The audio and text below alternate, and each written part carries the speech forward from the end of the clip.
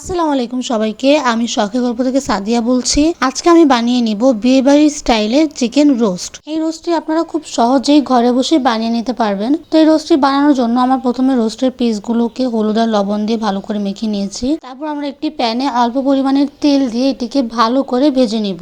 এপিট ওপিট আমাদের ভালো করে ভেজে নিতে হবে আর আমাদের খেয়াল রাখতে হবে এটি যেন লেগে না যায়। ভালো করে ভাজা হয়ে গেলে এখন আমরা এটিকে নামিয়ে নিব। তো এই তো আমার মাংসগুলোকে ভালো করে ভাজা হয়ে গিয়েছে। এখন আমি অন্য একটি কড়াই পরিমাণ মতো তেল নিয়ে নিব। তারপর দিয়ে দিব পেঁয়াজ বাটা।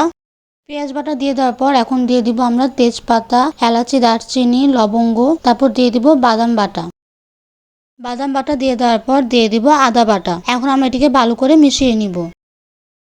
মেশানো হয়ে গেলে দিয়ে দিব টমেটো সস। তারপর দিয়ে দিব পরিমাণ মতো হলুদের গুঁড়া, দিয়ে দিলাম জিরা গুঁড়া, দিয়ে দিলাম ধনিয়া গুঁড়া। তারপর দিয়ে দিব মাংসের মশলা। তারপর দিয়ে দিব পরিমাণ মতো মরিচের গুঁড়া, দিয়ে দিলাম পরিমাণ মতো লবণ। তারপর দিয়ে দিব সয়া সস। এখন আমরা এটিকে ভালো করে ভেজে নিব। তেল ছেড়ে দেওয়া পর্যন্ত আমাদের এটিকে ভালো করে ভেজে নিতে হবে। তো এই তো আমার এখানে ভালো করে ভাজা হয়ে গিয়েছে। এখন দিয়ে দিব দুধ। দুধটিকে দিয়ে দেওয়ার পর দিয়ে দিব কাঁচামরিচ। তারপর দিয়ে দিব কেওড়া জল। তারপর দিয়ে দিব ভেজে রাখা মাংসগুলো। এখন আমরা এটিকে ভালো করে মিশিয়ে নিব।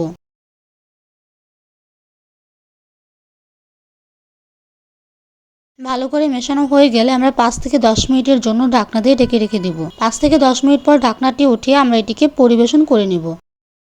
তো এই তো তৈরি হয়ে গেল খুব সহজেই বিয়ে বাড়ির স্টাইলের রোস্ট রান্না করা। আপনারা দেখতেই পাচ্ছেন আমার রোস্টটা কতটা সুন্দর হয়েছে, খেতেও অসাধারণ হয়েছিল। আমি এখানে রোস্টের গ্রেভিটা খুব একটা পাতলাও রাখিনি, খুব একটা ঘনও করিনি। আপনারা যদি গ্রেভিটা পাতলা বা আরো ঘন করতে চান তাহলে আপনাদের অনুযায়ী করে নিতে পারেন। তো এই তো আমার সুন্দর করে পরিবেশন করা হয়ে গিয়েছে। এখন আমি উপর দিয়ে বেরেস্তা দিয়ে দিব।